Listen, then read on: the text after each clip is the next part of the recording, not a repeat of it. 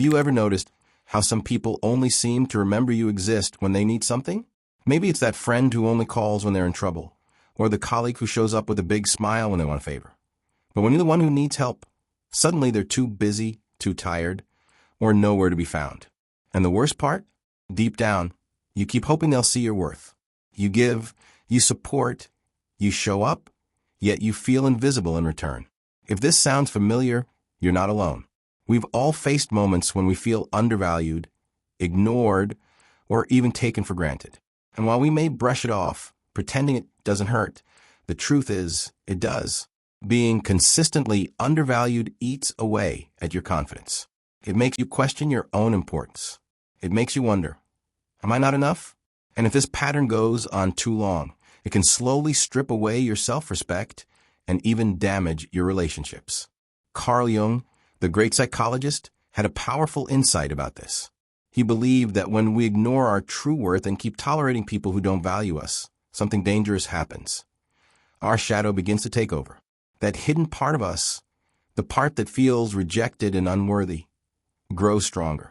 And when the shadow runs the show, we stop living authentically. We shrink ourselves to fit into places where we were never truly seen. But here's the truth I want you to hold on to. You deserve to be valued. And dealing with people who don't respect you isn't about becoming cold or bitter. It's about protecting your self-worth and reclaiming your power. That's exactly what we're diving into today. 8 tough but effective methods inspired by Carl Jung's wisdom that will help you deal with people who don't value you and finally stop giving your energy to those who don't deserve it. And before we begin, make sure you subscribe to this channel because every week we explore deep, eye-opening lessons from Jung and other great thinkers. Lessons that don't just feed your mind, but also protect your heart. If you've ever felt unseen, you'll want to stay with us, because what you're about to hear may just change how you deal with people forever. The first step in dealing with people who don't value you is simply this: recognize the pattern. Because here's the thing, undervaluation rarely comes in loud, obvious ways. It often sneaks in quietly. So quietly that you start doubting your own feelings. Think about it. Maybe it shows up when someone constantly dismisses your ideas as if they don't matter, or when they make plans but never include you. Or perhaps it's that friend who only calls when they're bored, but never when you're hurting. Sometimes it's even smaller things, like people who repeatedly take your time for granted, showing up late, canceling on you last minute, or acting like your effort doesn't count. It's in those subtle cuts, those little dismissals, where you start to feel unseen. Carl Jung believed that many of us unconsciously project our deep need for love and recognition onto people who are incapable of giving it. And when we do this, we end up chasing approval in all the wrong places. Often this isn't random. It's a pattern born in childhood. Maybe you had a parent who never gave you the affirmation you needed. So now, without realizing it, you try to earn love from people who treat you the same way. Let me give you an example. Imagine someone at work who has a boss that never acknowledges their effort. Instead of stepping back and saying, "This person doesn't value me," they start working harder and harder, staying late, taking on extra tasks, hoping that one day the boss will finally notice. But that day never comes. Why? Because they're trapped in a pattern, trying harder for someone who only gives less. The truth is, you can't change a pattern you don't see. That's why awareness is your first boundary. Start asking yourself, who in my life do I feel smaller around? Who makes me feel like I have to fight for scraps of attention? Who leaves me drained instead of fulfilled? Write it down. Notice the names that keep showing up. That's your clue. And I want to ask you this directly. Have you caught yourself trying harder for people who give you less? If your answer is yes, then you've just uncovered the very first step toward freedom, recognition. Before we move to the next method, hit that subscribe button, because each method we're about to explore will take you deeper into Jung's wisdom. And I promise, you'll never look at undervaluation the same way again. Ask viewers, have you caught yourself trying harder for people who give you less? The second method is one that might feel uncomfortable at first, but it's absolutely life-changing. Stop overgiving. Here's a truth most people don't want to admit. When someone doesn't value us, many of us respond by giving even more. We believe that if we just try harder, if we keep being kind, if we keep showing up, Eventually, they'll respect us, appreciate us, and finally see our worth. But does it ever work that way? No. In fact, the more you give, the more invisible you become. Carl Jung had a deep insight about this.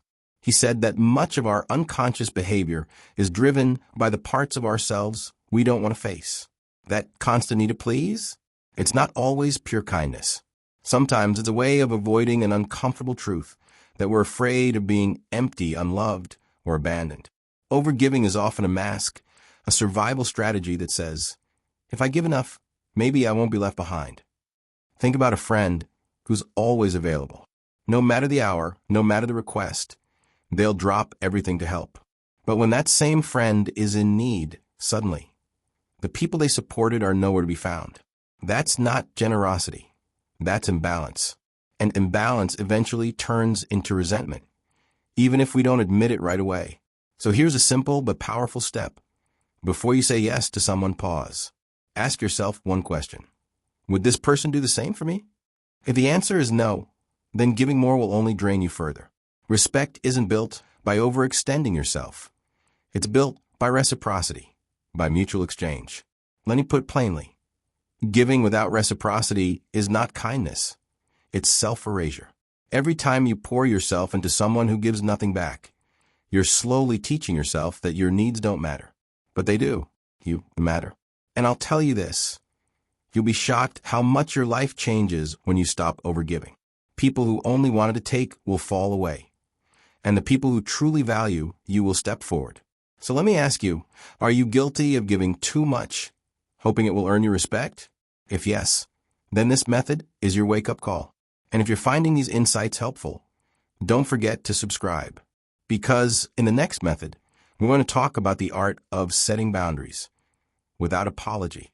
And trust me, that's where real freedom begins. The third method is one that many people struggle with, yet it's a secret to being respected. Set boundaries without apology. Why is it so hard to set boundaries? Because deep down we fear rejection. We worry that if we say no, people will think we're selfish, rude, or uncaring. And so we swallow our discomfort, we take on more than we can handle, and we say yes when every part of us is screaming no. But here's the truth. When never set limits, people learn to keep taking. Carl Jung would say that people who can't draw boundaries are often repressing their assertive side. In Jungian psychology, that repressed part of you lives in what he called the shadow. If you've always been taught to be nice, accommodating, or selfless, then your natural ability to be firm and assertive gets buried in the shadow. But the more you repress it, the more life will force you into situations where you feel drained, walked over, or invisible. Let's make this practical. Imagine someone constantly piling extra work on you. Instead of silently absorbing it, you could simply say, I can't take this on right now, or that doesn't work for me. Notice how direct and calm those sentences are. They're not rude. They're not dramatic, they're boundaries. And boundaries don't require an apology. You don't need to justify yourself with long explanations. You don't need to soften your no into a half yes. A simple, firm, respectful no is enough. The best way to get comfortable with this is to start small. Practice tiny no's. Say no to that extra chore you don't have time for. Say no to a request that doesn't align with your priorities. With every no, you'll feel a little stronger, a little freer. And here's the magic. Every time you say no, you're actually teaching others how to value your time, your energy, and your presence. The people who truly respect you won't disappear when you set boundaries. They'll adapt. The ones who only valued what you could give them, they'll fade, and that's a blessing. So let me ask you, when was the last time you said no without apologizing? If you can't remember, maybe this is the skill you need to start practicing today. And don't forget to subscribe, because in the next method, we're going to dive into something equally important. How to limit your emotional investment in people who only take from you. You won't want to miss it. The fourth method is simple in words, but powerful in practice. Limit your emotional investment. Here's the hard truth. Some people don't deserve the depth of your heart. Yet many of us keep pouring energy into people who only give us crumbs in return. We keep opening up, we keep listening, we keep showing care. But when it's our turn to be heard or supported, silence. It's a one-way street. And those kinds of relationships slowly drain your soul. Carl Jung taught that real relationships should serve the growth of both souls. He called this process individuation, the journey where two people, by being connected, help each other evolve into their fullest selves. But when a relationship is one-sided, that growth stops. Instead of blooming, you shrink. Instead of being nourished, you're left exhausted. Think about that friend who always calls you when they need to vent. They'll talk for an hour about their problems, their frustrations, their dramas. But the moment you try to share your struggles, the subject changes, or they suddenly have to go. At first, you might excuse it. They're just going through a lot, you tell yourself. But weeks turn into months, and you realize it's not a phase. It's a pattern. They take, you give. They unload, you absorb. And over time, you feel smaller and emptier in their presence. So what can you do? You don't have to cut them off completely, but you do need to pull back emotionally. Share less. Don't pour your deepest energy into someone who's not capable of holding it. Keep the conversation light. Keep the distance healthy, and most importantly, redirect that emotional energy toward people who actually show care, toward people who listen, who ask how you're doing, who lift you up as much as you lift them. This isn't about becoming cold or shutting people out. It's about balance. Your heart is valuable, and not everyone has earned the right to hold it. So let me ask you, who in your life drains you more than they uplift you? Be honest with yourself. The answer to that question will tell you exactly where to start limiting your emotional investment. And before we move on, hit that subscribe button. Because next we'll talk about something that can completely shift your relationships. How to demand reciprocity. The key to finally getting the balance and respect you deserve. The fifth method is one that many of us hesitate to embrace, yet it's essential for any healthy connection. Demand reciprocity. Now let's clear something up. Reciprocity doesn't mean every interaction must be perfectly equal, like a scorecard. Life doesn't work that way. Sometimes you'll give more, sometimes they will. That's natural. But over time, there should be a sense of balance, a flow of give and take. Without it, the relationship becomes lopsided. And when that happens, resentment starts to build, even if we don't want to admit it. Carl Jung would say that the psyche naturally seeks balance. Whenever there's too much of one thing and too little of another, the unconscious reacts. And if that imbalance goes on for too long, it eventually bursts out in unhealthy ways, what Jung called shadow explosions. That's when the quiet, patient giver suddenly lashes out in anger, not because of one small incident, but because years of imbalance have piled up. So how do you prevent that? By being clear. By communicating your needs instead of waiting for someone to guess them. You might say something like, "I've noticed I support you a lot, and I'm happy to. But it would mean a lot if you could also show up for me when I need it." That one sentence can change everything. I know someone who spent years feeling unappreciated by a close friend. She listened, she gave advice, she was always there. But when she faced struggles, her friend was distant. Finally, after holding it in for too long, she decided to speak up. She told her friend, calmly and directly, that she needed more support in return. And you know what happened? The friend was shocked. She had never realized how one-sided things had become. From that day forward, the dynamic shifted. The friendship became more balanced, more real, and actually stronger than before. Of course, not every conversation ends that way. Sometimes, you'll discover that reciprocity is impossible, that the other person simply isn't willing or capable of giving back. And as painful as that is, it's also clarity. Because if there is no balance, then the bond isn't truly a bond. It's an arrangement of convenience, not a relationship. So I'll ask you, where in your life are you giving far more than you're receiving? That's the place to start demanding reciprocity. And if you're finding these lessons eye-opening, subscribe now. Because in the next method, we'll explore the deepest shift of all. How to reclaim your self-worth from within. Method 6. Reclaim self-worth from within.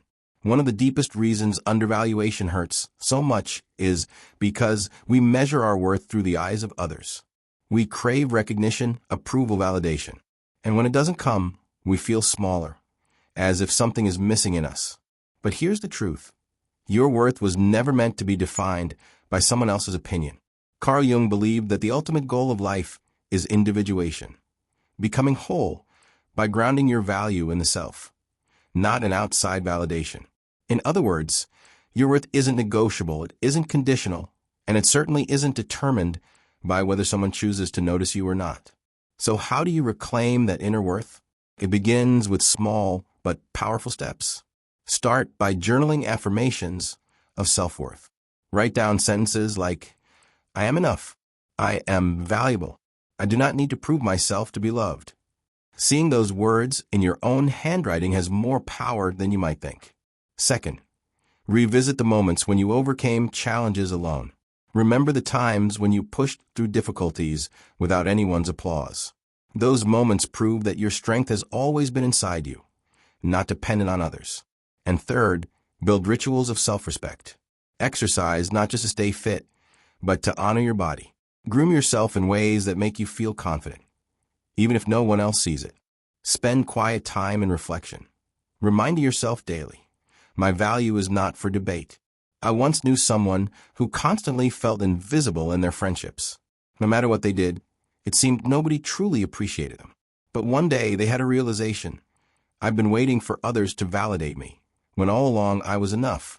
From that moment, they started treating themselves with more respect, choosing healthier routines, speaking kindly to themselves, and demanding less from others. Something amazing happened. People either began valuing them more, or they drifted away. Either way, the person was free. And that's the secret. When you value yourself, others have no choice but to either respond with respect or fade into the background. So let me ask you, where are you still waiting for someone else to tell you you're enough? The answer may reveal where you've forgotten your own power. And don't forget to subscribe, because the next method is about choosing one of the hardest yet most freeing steps. Creating distance without conflict. Method 7. Choose distance over conflict. Not every battle is worth fighting. Sometimes the strongest thing you can do is not argue, not explain, not fight, but simply step away quietly. Here's why. People who don't value you will often pull you into endless debates, excuses, or drama. You try to defend yourself, to prove your worth, to show them why they should treat you better. But in doing so, you hand them your energy, and they still don't change. The cycle continues, and you end up more drained than before. Carl Jung taught that the unconscious is always seeking energy. If someone constantly drains you, you have to pull back to reclaim it. Your energy is life itself. Why waste it on people who refuse to see your value? I knew someone who spent years in a social group where they always felt invisible. Their jokes were ignored, their stories brushed off, and their presence barely acknowledged. At first, they tried harder, buying gifts, showing up early, putting in extra effort, but nothing changed. One day, instead of exploding in anger or begging for recognition, they quietly stopped showing up. At first, they felt the sting of loneliness. But over time, something beautiful happened. They found a new circle of people who value them, where their presence mattered. It wasn't conflict that gave them freedom, it was distance. So how can you practice this in your own life? Start small. Reduce the calls you answer from those who drain you. Decline invitations that don't feel genuine. Create more space in your week for yourself, for people who truly matter, or for the activities that refill your energy. This isn't about punishing others. It's about protecting yourself. Because sometimes the most powerful message you can send isn't spoken. It's felt in your absence. So I'll ask you directly, who in your life do you need space from right now?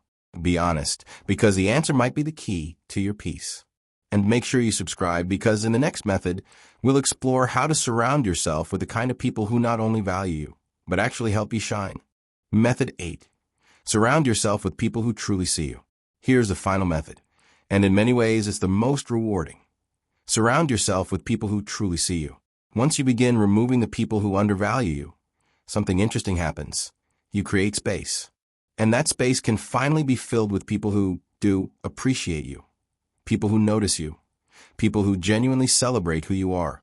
Because the truth is, when you keep holding on to relationships that drain you, there's little room left for those that can heal you. Carl Jung believed that individuation, the process of becoming your fullest, truest self, requires mirrors. But not just any mirrors. You need mirrors who reflect your authentic self, not your wounded self. In other words, you need to surround yourself with people who see the best in you, who reflect your light back to you, not the ones who only reinforce your doubts. Think of it like this. You don't need a crowd of admirers. You just need the right circle. Sometimes, even one genuine friend who sees you can be more powerful than 10 people who overlook you. I knew someone who felt invisible in almost every area of life. Family, work, even social gatherings. But then, unexpectedly, they met one person who truly listened, who valued their ideas, who made them feel seen. That single connection sparked a transformation. They realized, if one person can appreciate me, then my value has always been there. It just took the right mirror to reflect it. So how do you find people like this? Sometimes it means trying new spaces. Join a local club, a class, or a community where you can meet people with shared interests. Volunteer, where kindness and giving often attract the same energy in return. Or reach back out to old friends who always uplifted you, but with whom you lost touch. The key is this. Don't chase those who ignore you. Instead, invest your time and heart into those who light up when you walk into the room. So let me ask you, who are the people in your life who truly see you? Hold on to them. Because when you surround yourself with people who value you, you'll never have to question your worth again. And before we wrap up, hit subscribe. Because these weekly lessons will keep guiding you towards stronger relationships, deeper confidence, and the wisdom to live more authentically. Conclusion. So let's bring it all together. We've explored 8 powerful methods to deal with people who don't value you. First, recognize the patterns. Second, stop overgiving. Third, set boundaries without apology. Fourth, limit your emotional investment. Fifth, demand reciprocity. Sixth, reclaim your self-worth from within.